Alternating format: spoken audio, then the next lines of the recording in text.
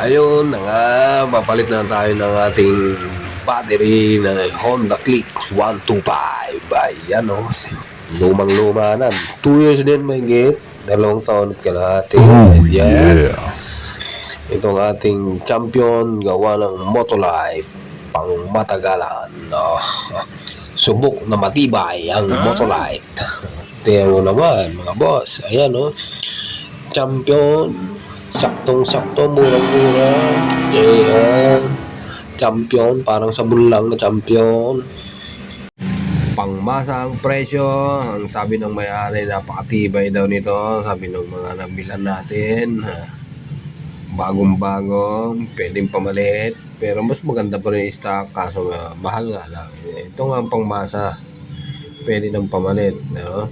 Kung magamit mo na 1 taon, 2 taon, di pwede na. Oh, baliktad pa. Baliktad yung pinamit mga boss. Ayan. Tanggalin mo natin. Ha? Ano ba yan? Anong nangyari? Hindi, sukat lang muna. Baliktad. Sige na. Tanggalin natin. Ayan, tanggalin mo na kasi. Ano ko ba naman? Oh my God. Lang kasi. Ayan, ang hirap tanggalin. Ano ba yan?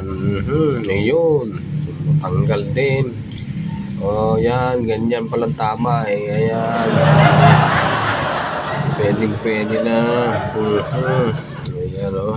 Saktong-sakto. Tingnan natin kung bubukol. Kung ikabit muna natin to.